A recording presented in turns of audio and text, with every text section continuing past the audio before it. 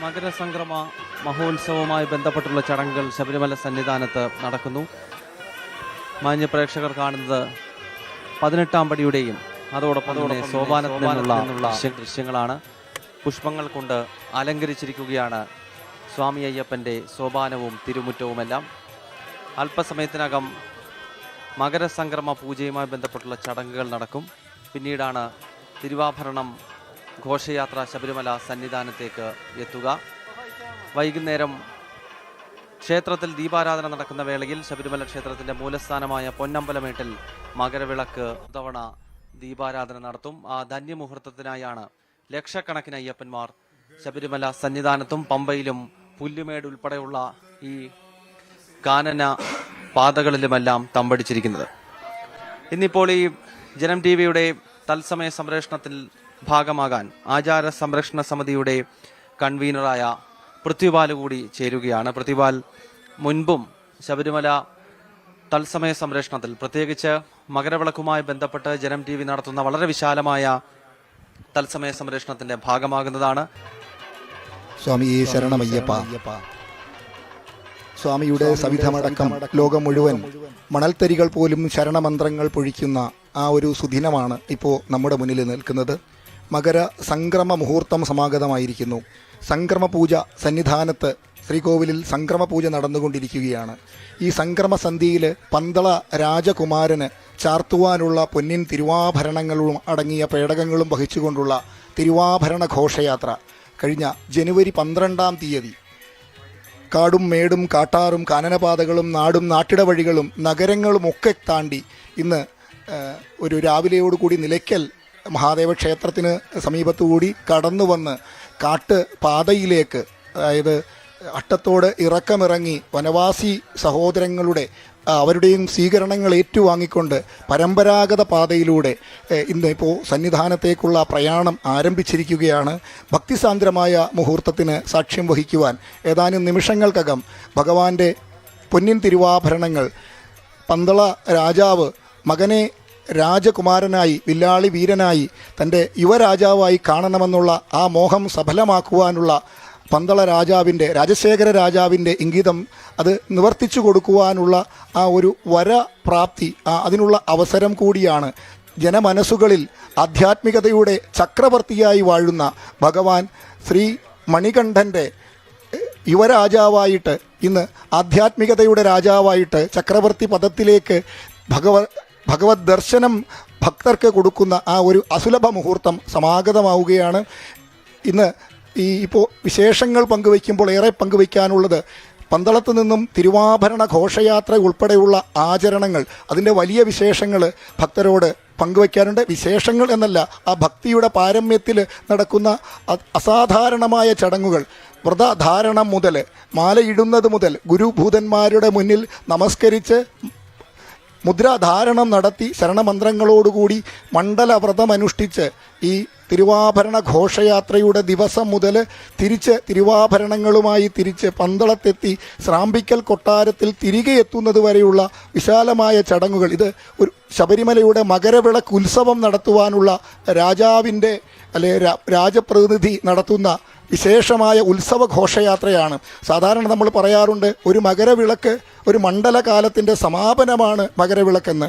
നേരെമറിച്ച് ഇത് ഒരു സമാപനമല്ല, മകരവിളക്കിൻ്റെ ഉത്സവം നടത്തുവാനുള്ള ഇന്ന് തുടങ്ങിയുള്ള ഉത്സവ ആഘോഷങ്ങളാണ്. ശബരിമലയിലെ പരമ്പരാഗത ചടങ്ങുകൾ ആരംഭിക്കുന്നത് തന്നെ ഇന്നത്തെ സംക്രമ പൂജയോടുകൂടിയാണ്. മകരസംക്രമ ദിവസത്തെ സംക്രമ പൂജ, ആ സംക്രമ പൂജയ്ക്കു ശേഷം നടക്കുന്ന ദീപാരാധന, ആ സംക്രമ ദീപാരാധനാ മുഹൂർത്തത്തിലാണ് ഭഗവാന്റെ പൊന്നിൻ തിരുവാഭരണ പേടകം 18-ാം പടി കടന്ന് സോപാനത്തിലേക്ക് ഗുരുസ്വാമിമാർ അത് മേൽശാന്തിയെയും തന്ത്രിയെയും ഏൽപ്പിച്ച മേൽശാന്തി അത് ഏറ്റുവാങ്ങി ഭഗവാന്റെ തിരുവിഗ്രഹത്തിൽ ചാർത്തിയുള്ള ദീപാരാധനയും അതിനുശേഷം അങ്ങ് ചക്രവാളത്തിൽ മകരനക്ഷത്രം തെളിയുകയും മകരജ്യോതിസ് കണ്ടു വണങ്ങി ഭക്തർ മലയിറങ്ങുന്ന ഈ ഏറ്റവും പുണ്യമായ ഈ മുഹൂർത്തത്തിന് സാക്ഷ്യം വഹിക്കാനായിട്ട് ജനം ടി വിയുടെ പ്രേക്ഷകരടക്കം ലോകത്തിൻ്റെ നാനാഭാഗങ്ങളിൽ ഈ തത്സമയ സംപ്രേഷണത്തിന് സാക്ഷ്യം വഹിക്കാനുള്ള ഭക്തരെല്ലാം തന്നെ അതോടൊപ്പം സന്നിധാനത്തും വിവിധ വ്യൂ പോയിന്റുകളിലും ഭക്തർ കാത്തിരിക്കുകയാണ്. ആ ശരണമന്ത്രങ്ങളോടുകൂടി ഇപ്പോൾ ഞാൻ ഈ തിരുവാഭരണ ഘോഷയാത്രയെ അനുഗമിച്ചിട്ടാണ് ഇപ്പോൾ സന്നിധാനത്ത് എത്തിയിരിക്കുന്നത്. ഈ സന്നിധാനത്ത് എത്തിച്ചേർന്ന സമയത്ത് വഴിത്താരകളിലെല്ലാം ശരണം വിളികളുമായി കാത്തുനിൽക്കുന്ന ഭക്തരുടെ തൊഴുകൈകളോടുകൂടി ശരണം വിളികളുമായി അനേകം സ്ഥലങ്ങളിലെ ക്ഷേത്രങ്ങളിലെ പൊതു വഴികളിലെയൊക്കെ സ്വീകരണങ്ങൾ ഏറ്റുവാങ്ങിക്കൊണ്ട് അവിടെയൊക്കെ ചില പ്രത്യേക സ്ഥലങ്ങളിലെ തുറന്ന് തിരുവാഭരണ പേടകം തുറന്ന് ഭഗവാന്റെ തിരുവാഭരണങ്ങൾ ദർശിക്കുവാനുള്ള അവസരമുണ്ട്. അതിനുശേഷം ഈ പേടകം ലാഹയിൽ വെച്ചിട്ടാണ് അവസാനമായി തുറന്ന് ദർശനമുള്ളത്. ലാഹ ഫോറസ്റ്റ് സത്രത്തിൽ വെച്ചിട്ടാണ്. അതിനുശേഷം പേടകമടച്ച് കാനനപാതയിലേക്ക് കടന്നാൽ പിന്നീട് തിരുവാഭരണങ്ങളുടെ ദർശനം നടക്കുന്നത് തിരുവാഭരണം ചാർത്തിയുള്ള ഭഗവാന്റെ തിരുവിഗ്രഹത്തിൽ ചാർത്തിയുള്ള ദർശനമാണ് നടക്കുന്നത്.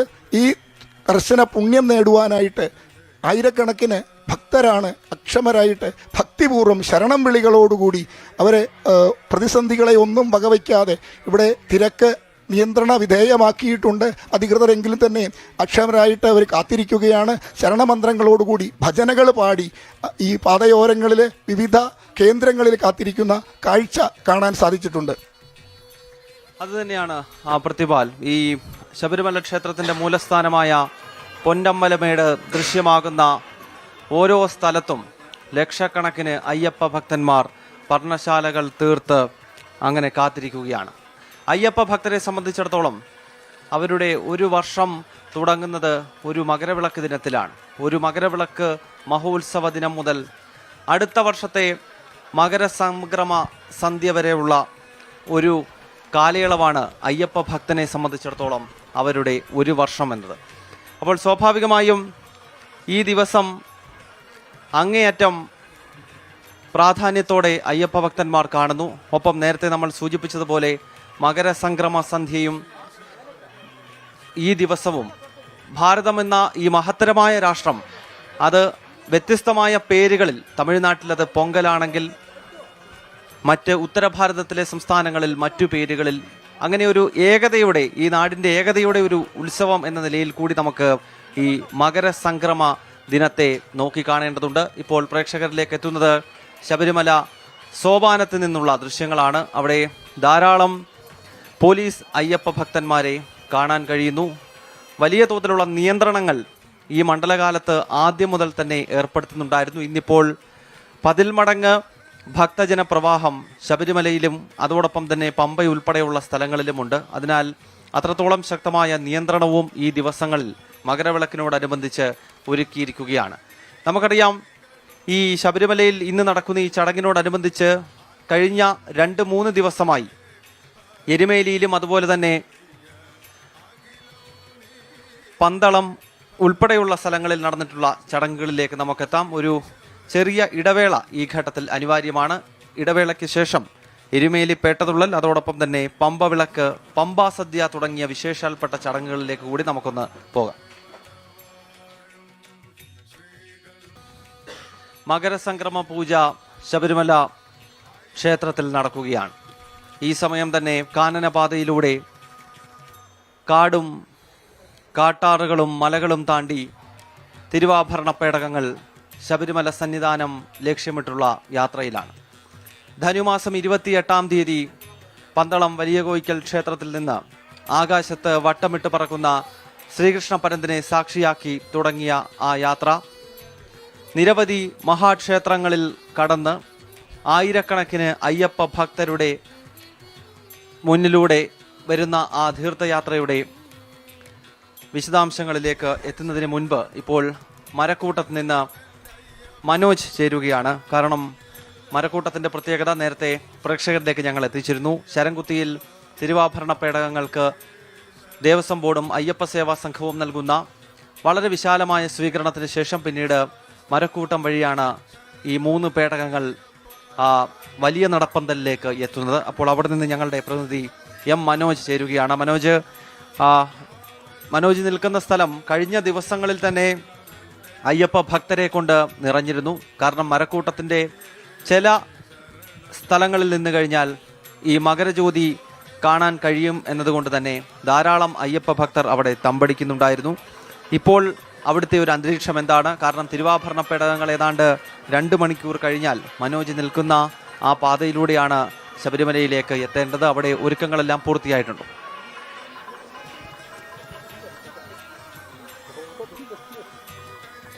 ഗൗതം, 5 മണിയോടുകൂടി തന്നെ ഈ മരക്കൂട്ടത്തേക്ക് തിരുവാഭരണ പേടകങ്ങൾ എത്തുമെന്നാണ് അറിയിച്ചിട്ടുള്ളത്. നമുക്കിപ്പോൾ ദൃശ്യങ്ങളിൽ കാണാം ഈ സ്വാമിമാരൊക്കെ ഇങ്ങനെ വരുന്നുണ്ട്. അതായത് കഴിഞ്ഞ ദിവസത്തെ അത്ര തിരക്ക് ഈ പാതയിലില്ല എന്നുള്ളതാണ്. അതിൻ്റേതായിട്ടുള്ള നിയന്ത്രണങ്ങൾ പോലീസ് ഏർപ്പെടുത്തിയിട്ടുണ്ട്. ഇപ്പോൾ പാസ്സുള്ളവർക്ക് മാത്രമാണ് ഇതുവഴി പ്രവേശിക്കാൻ സാധിക്കുക. എന്തായാലും പോലീസും അതോടൊപ്പം തന്നെ മറ്റ് അനുബന്ധ വകുപ്പുകളും തിരുവാഭരണ പേടക ഘോഷയാത്രയ്ക്ക് വേണ്ടിയിട്ടുള്ള തയ്യാറെടുപ്പുകളിലാണ്, അവസാനഘട്ട തയ്യാറെടുപ്പുകളിലാണ്.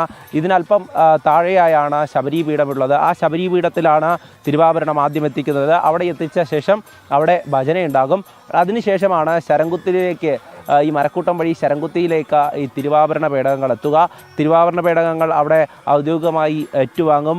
ദേവസ്വം ബോർഡ് അംഗങ്ങളടക്കം അവിടെ ഉണ്ടാകും. അതിനുശേഷമാണ് പിന്നീട് സന്നിധാനത്തേക്ക് ഈ അയ്യന് ചാർത്തുവാനുള്ള തിരുവാഭരണങ്ങൾ എത്തുക. അതൊക്കെ കണ്ടു നിൽക്കുവാൻ വേണ്ടി, മകരജ്യോതി ദർശിക്കുവാൻ വേണ്ടി നിരവധി ഭക്തരാണ് ഈ പാതയുടെ വിവിധ ഭാഗങ്ങളിലായി തമ്പടിച്ചിരിക്കുന്നത്. എന്തായാലും തിരുവാഭരണ പേടകങ്ങളെ കൊണ്ടുവരുമ്പോൾ ഈ പാത കൃത്യമായും അവർക്ക് സമയത്തിന് എത്തുവാനുള്ള സംവിധാനം ഒരുക്കേണ്ടതുണ്ട്.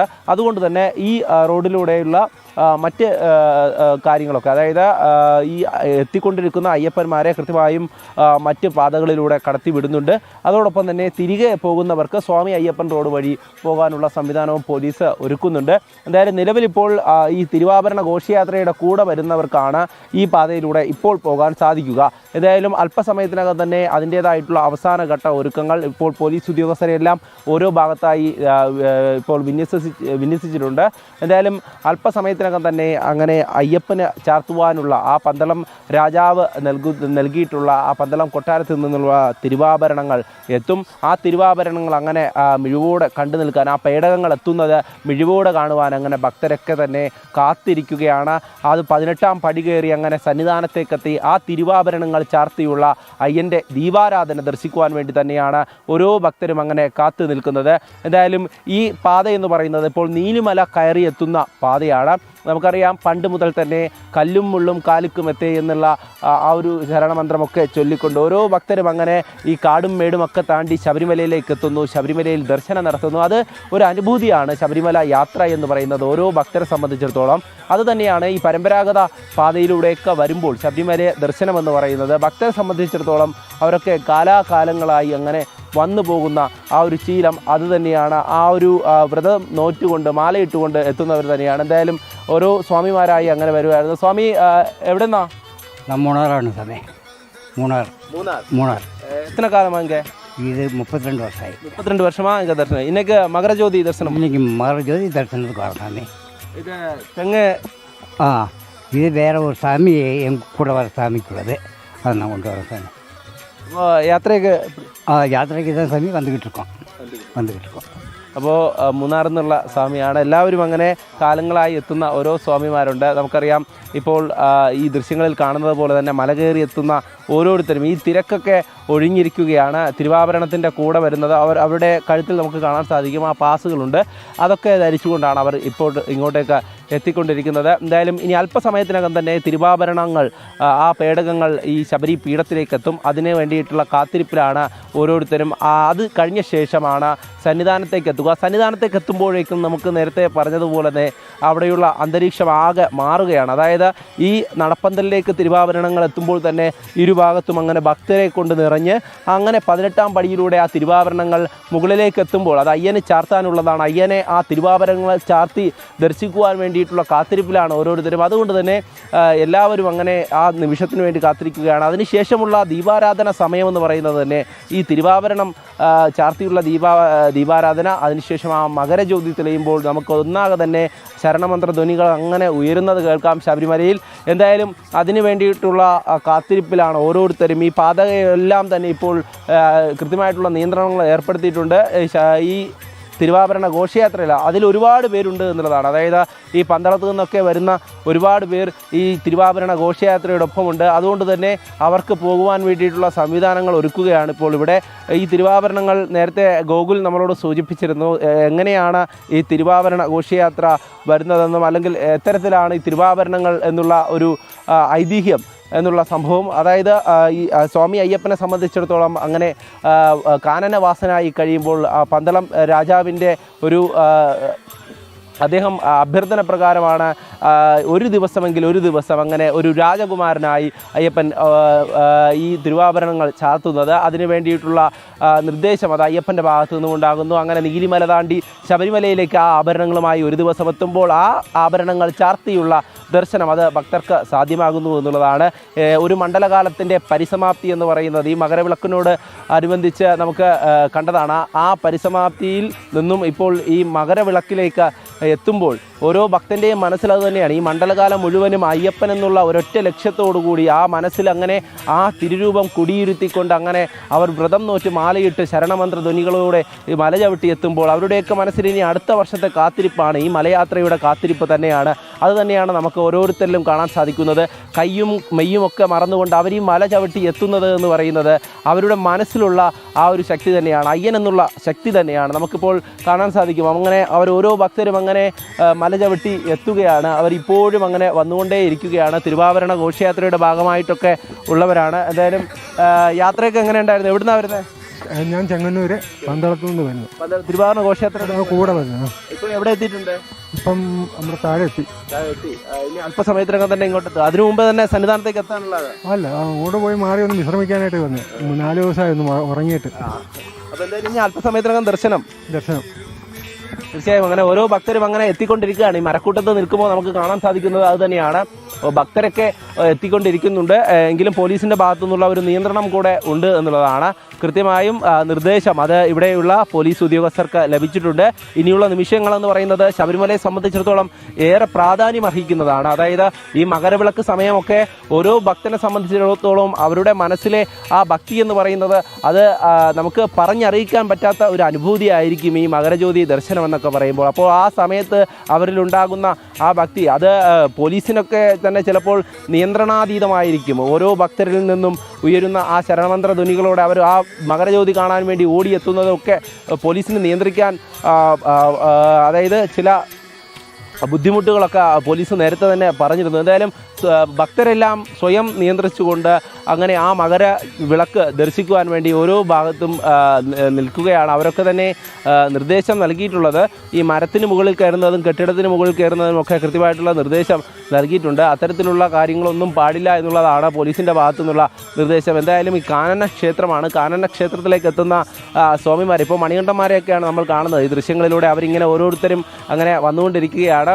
ശബരിമലയിലേക്ക് അങ്ങനെ എത്തിക്കൊണ്ടിരിക്കുകയാണ്. മണികണ്ഠന്മാർ മാത്രമല്ല, മാളികപ്പുറങ്ങൾ അങ്ങനെ ഓരോരുത്തരും അങ്ങനെ അയ്യനെ ദർശിക്കുവാൻ വേണ്ടി എത്തിക്കൊണ്ടിരിക്കുകയാണ്. ലക്ഷക്കണക്കിന് പേരാണ്, ലക്ഷക്കണക്കിന് അയ്യപ്പ ഭക്തരാണ് ഈ ഒരു മണ്ഡലകാലത്ത് ശബരിമലയിൽ എത്തുന്നത്. ശബരിമലയിൽ അങ്ങനെ കോടിക്കണക്കിന് അയ്യപ്പ ഭക്തരുടെ ഒരു മനസ്സ് ഇന്ന് ഒന്നാകെ തന്നെ ശബരിമലയിലാണ്, ഈ സന്നിധാനത്ത് തന്നെയാണ്. ഈ സന്നിധാനത്ത് നിന്നും പൊന്നമ്പലമേട്ടിൽ തെളിയുന്ന ആ മകരവിളക്കിൽ തന്നെയാണ്. ആ മകരവിളക്ക്, ആ മകരജ്യോതി അങ്ങനെ തെളിയുമ്പോൾ അവരുടെ മനസ്സിൽ തെളിയുന്ന ആ തിരുരൂപം അത് മണികണ്ഠനാണ്, അയ്യപ്പനാണ്, കലിയുഗ വരദാനാണ്. അത് തന്നെയാണ് നമുക്കിപ്പോൾ ഈ സമയത്ത് നമുക്കിപ്പോൾ ഇവിടെ നിന്നും എത്തുന്ന ഭക്തരിൽ നിന്നും അത് മനസ്സിലാകുന്നുണ്ട്. ഇനി തിരുവാഭരണ ഘോഷയാത്രയ്ക്ക് വേണ്ടി കാത്തിരിക്കുന്ന ഓരോ കണ്ണുകളും നമുക്കിവിടെ കാണാം. അതിനു മുമ്പായി തന്നെ ഇവിടേക്ക് എത്തുന്ന മാളികപ്പുറങ്ങളൊക്കെ ഉണ്ട്. അവരൊക്കെ തന്നെ ഇവിടേക്ക് വന്നുകൊണ്ടേ ഇരിക്കുകയാണ്. ഈ തിരുവാഭരണ ഘോഷയാത്രയുടെ ഭാഗമായൊക്കെ വരുന്ന ആളുകൾ, അത് പന്തളത്ത് നിന്നുള്ള ആളുകളെ സംബന്ധിച്ചിടത്തോളം അവർക്കേറെ പ്രധാനപ്പെട്ടതാണ് ഈ തിരുവാഭരണ ഘോഷയാത്ര എന്ന് പറയുന്നത്. ഓരോ തവണയും ഈ തിരുവാഭരണ ഘോഷയാത്രയിൽ പങ്കെടുത്തുകൊണ്ട് ഓരോ സ്ഥലങ്ങളിൽ നിന്നും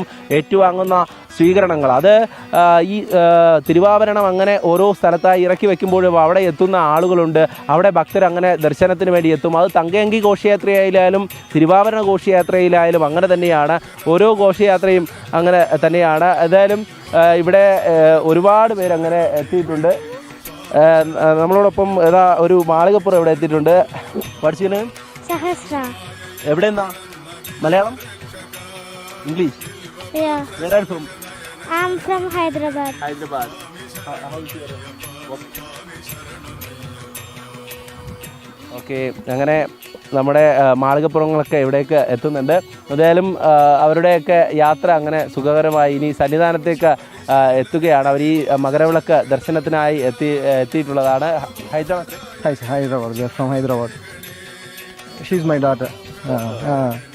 I want to visit Shabarimala. And that's why we came. She's very happy now. Thank you. Yeah. Nice. തീർച്ചയായും ആദ്യ തവണയാണ് ശബരിമലയിലേക്ക് എത്തുന്നത്. എന്തായാലും അവരൊക്കെ ഈ ദർശനത്തിനായി എത്തുകയാണ്. എന്തായാലും ഈ ദിവസം തന്നെ അവർക്ക് എത്താൻ പറ്റിയതിൽ വളരെ സന്തോഷവുമുണ്ട്. ഇപ്പോൾ ഇനി കാണുന്ന ദൃശ്യങ്ങളെന്ന് പറയുന്നത് ഈ മരക്കൂട്ടം തന്നെയാണ്. ഈ മരക്കൂട്ടത്ത് തന്നെയാണ് ഈ ഭക്തരൊക്കെ എത്തിക്കൊണ്ടിരിക്കുന്നത്. കാരണം ഈ നീലിമല കയറി വരുന്ന ഭക്തരൊക്കെ ഈ ശബരിപീഠം കഴിഞ്ഞ് മരക്കൂട്ടത്തിലേക്ക് എത്തി ഇവിടെ നിന്നുമാണ് പിന്നെ അങ്ങോട്ട് സന്നിധാനത്തേക്ക് പോകുന്നത്. ഇവിടെ നിന്നും കുറച്ച് കിലോമീറ്ററുകൾ മാത്രമാണ് ഈ സന്നിധാനത്തേക്ക് ഉള്ളത്. അതുകൊണ്ട് തന്നെ ഈ മരക്കൂട്ടത്തിലേക്ക് എത്തുമ്പോഴേക്കും അവരുടെ മനസ്സിലൊക്കെ തന്നെ അങ്ങനെ ഈ സന്നിധാനത്തേക്ക് എത്തുന്നു എന്നുള്ള ഒരു കാര്യം തന്നെയാണ്. അതായത് കുറച്ച് ദൂരം മാത്രമാണുള്ളത്. എന്തായാലും തിരുവാഭരണങ്ങൾ വരുമ്പോഴും അത് തന്നെയാണ്. ഇനി ശരംകുത്തിയിലേക്ക് പോകുമ്പോഴും അവിടെ നിന്നും സ്വീകരണം ഏറ്റുവാങ്ങി നേരെ സന്നിധാനത്തേക്ക് എത്തുമ്പോഴും ഒക്കെ അവരുടെ മനസ്സിൽ ആ തിരുവാഭരണ ഘോഷയാത്രയുടെ കൂടെ വരുന്ന അവരുടെയൊക്കെ മനസ്സിൽ തങ്ങളുടെ മണികണ്ഠനെ, അതായത് ഈ പന്തളത്ത് നിന്നും കൊണ്ടുവരുന്ന തിരുവാഭരണങ്ങൾ ചാർത്തിയുള്ള അയ്യപ്പനെ മണികണ്ഠനെ ദർശിക്കുവാൻ വേണ്ടിയിട്ടുള്ള ഒരു കാത്തിരിപ്പ് അവരുടെയൊക്കെ കണ്ണുകളിൽ നമുക്ക് കാണാൻ സാധിക്കും. അങ്ങനെ വരുന്ന ഓരോ ഭക്തരും ഇവിടെ നമുക്ക് അവരൊക്കെ തന്നെ ഉണ്ട്. എവിടെ നിന്നാണ് വരുന്നത്? തണ്ണീർമുക്കം ചേർത്തല. അപ്പോൾ ഇനി ഘോഷയാത്ര കൂട്ടത്തിൽ വന്നത് 12-ാം തീയതി വന്നത് കൂട്ടത്തിലുണ്ടായിരുന്നു. അപ്പോൾ ഇവിടുന്ന് കഴിയുമ്പോഴത്തേക്കും രാത്രി ആകണം ഞാൻ പോയി. അപ്പോൾ തിരുവാഭരണ ഘോഷയാത്രയുടെ കൂടെ വരുന്ന ഭക്തരാണ്. അങ്ങനെ അവരൊക്കെ ചിലരൊക്കെ നേരത്തെ അങ്ങനെ കയറുന്നുണ്ട്. അങ്ങനെ ശബരിമലയിലേക്ക് എത്തുന്ന ഓരോ ഭക്തരും അതുതന്നെയാണ് ഈ തിരുവാഭരണ ഘോഷയാത്ര എത്താറായി എന്നുള്ളതാണ് പറയുന്നത്. 5 മണിയോടുകൂടി തന്നെ ഈ ശബരിപീഠത്തിലേക്ക് എത്തുന്ന തിരുവാഭരണ ഘോഷയാത്ര അവിടെ ഒരു ഭജനയുണ്ടാകും. ഭക്തരൊക്കെ ചേർന്നുകൊണ്ട് തന്നെ അങ്ങനെ അയ്യപ്പ സ്തുതികളോടുകൂടി അങ്ങനെ ഭജനയുണ്ടാകും. ആ ഭജനയ്ക്ക് ശേഷമാണ് ഇങ്ങോട്ടേക്ക് പോവുക. എന്തായാലും ഈ അമ്മമാരൊക്കെ ഉണ്ട്, മാളികപ്പുറം അമ്മമാരൊക്കെ ഉണ്ട്. അമ്മ എവിടുന്നാ വരുന്നേ? അടൂര്. തിരുവാഭരണ ഘോഷയാത്രയുടെ എത്രാമത്തെ തവണയായത് ശബരിമലയിലേക്ക്? ഞാനിത് രണ്ടാമത്തെ തവണയാണ്. അപ്പൊ ഇന്ന് മകരവിളക്കിന്റെ ഭാഗമായിട്ട് തന്നെ തിരുവാഭരണ ഘോഷയാത്രയുടെ പോകുന്നു, ദർശനത്തിനായിട്ടുള്ള യാത്രയാണ്. അപ്പോൾ എല്ലാവരും അങ്ങനെ വളരെ സന്തോഷത്തിൽ അങ്ങനെ ശബരിമലയിലേക്ക് നീങ്ങിക്കൊണ്ടിരിക്കുകയാണ്. അങ്ങനെ കാനനപാത. സ്വാമി ശരണം. Swami Sharanamaya. Swami from Hyderabad, from Pedapadam, Erumeli to Shabarimalai, 2 days walking, only walking. 2 days blocked, one at Aluda, one at Karimala. Successfully crossed Apache Medu, finally going to Swami Sannidhi. Swami Sharanamaya. How much? For me it is, I had 2 kids. It is almost 2 days. For a normal public it is very good. 12 hours, hardly 24 hours. If they don't stop at the middle, then we are all good. But the problem is night they are stopping, and morning at 6:37 they are opening. That's the hardest drawback in the forest. Yeah, we lost almost 24 hours to 36 hours because of that. Right. Yeah, Makara Jyoti, Swami Sharanam. We should be blessed with Makara Jyoti, and Abharnas are coming. Abharnas on the way. So let's hope for the best. We'll touch the Abharnas and see the Jyoti, and we get the proper darshan. Swami Sharanam. Hey, Sharanamayappa! These are my 2 kids. Manikantas traveled Pedapadam, complete from Erumeli to here successfully. Thank you. അങ്ങനെ ഓരോ സ്വാമിമാരായി, അതായത് കേരളത്തിന് പുറത്തു നിന്നുമൊക്കെയുള്ള ഒരുപാട് സ്വാമിമാർ, അയ്യപ്പന്മാർ അങ്ങനെ എത്തിക്കൊണ്ടിരിക്കുകയാണ്. അവരൊക്കെ തന്നെ തിരുവാഭരണ ഘോഷയാത്രയുടെ ഭാഗമായി വരുന്നവരും അല്ലാതെ എത്തുന്നവരും ഒക്കെ ഉണ്ട്. എന്തായാലും ഈ ദിവസം ഇങ്ങോട്ടേക്ക് എത്തുവാൻ സാധിച്ച ഒരു ഭാഗ്യം തന്നെയാണ് അവർ ഓരോരുത്തരും നമ്മളോട് പങ്കുവയ്ക്കുന്നത്. എന്തായാലും മരക്കൂട്ടം അങ്ങനെ തന്നെ ഭക്തിസാന്ദ്രമായി, അതായത് സന്നിധാനത്തേക്ക് പോകുന്ന ഓരോ ഭക്തരും ഈ മരക്കൂട്ടത്തെത്തി ചിലരൊക്കെ വിശ്രമിച്ചിട്ട് പോകുന്നുണ്ട്. ഇനി സമയമെന്ന് പറയുന്നത് ഇപ്പോൾ 3:40 ആയിട്ടുണ്ട്. ഇനി 5 മണിയോടുകൂടി തന്നെ ഈ ശബരിമല സന്നിധാനമാകെ തന്നെ വളരെയധികം ഈ തിരുവാഭരണ ഘോഷയാത്ര എത്തുന്ന ആ ഒരു സമയത്ത് വളരെയധികം ഭക്തിസാന്ദ്രമായി അങ്ങനെ ശരണമന്ത്ര മുഖരിതമായിട്ടുള്ള നിമിഷങ്ങളാണ്. എന്തായാലും തിരുവാഭരണ ഘോഷയാത്രയോടൊപ്പം വരുന്നതാണല്ലേ? അതെ, 48 വർഷം ഇവിടെ വന്ന് ശബരിമല. ഇത് ഫസ്റ്റ് ടൈമാണ് തിരുവാഭരണ ഘോഷയാത്ര. അതേ நம்ம நிரப்புத்திரி கோஷயாத்திரையில் கலந்துருவேன். அப்போது ஆ மாதம் வந்து என்னை ஃபிக்ஸ் பண்ணி போட்டு நான் சென்னை குமாராണ്. ஆமாம், இந்து டெம்பிள் சேவா சங்கம் சென்னை பிரசிடெண்ட்டாണ് ആൻഡ് ഫൗണ്ടറാണ്. ഇത് നമ്മൾ ചെന്നൈ ഡിസ്ട്രിക്റ്റ് செக்ரட்டரி, அது ஒரு செக்ரட்டரி, அது வந்து நேஷ்னல் ட்ரெஷரர். தரிசனத்துக்கு போகுது, நல்ல தரிசனம் கிட்டணும் ஐயப்பனை வேண்டி சாமியை. அதே எல்லாரும் நல்லா இருக்கணும், லோகத்தில் நல்லா ஜீவிச்சிருக்கணும்ட்டு ஒரு வார்டு ஐயப்பனை വേണ്ടി എല്ലാം സ്വാമിയെ ശരണമയ്യപ്പാന്ന് വിളിക്കും. ഓക്കെ, ശരി മനോജ്. മനോജ് മരക്കൂട്ടത്തിന്റെ ദൃശ്യങ്ങളാണ് അല്ലെങ്കിൽ അവിടുത്തെ വിശേഷങ്ങളാണ് വ്യക്തമാക്കിയത്. അല്പസമയത്തിനകം തന്നെ ശരംകുത്തിയിലേക്ക് തിരുവാഭരണ ഘോഷയാത്ര എത്തും. പിന്നീട് മനോജ് ഇപ്പോൾ നിൽക്കുന്ന ആ മരക്കൂട്ടം വഴിയാണ് തിരുവാഭരണ ഘോഷയാത്ര ശബരിമല സന്നിധാനത്തേക്ക് എത്തുക.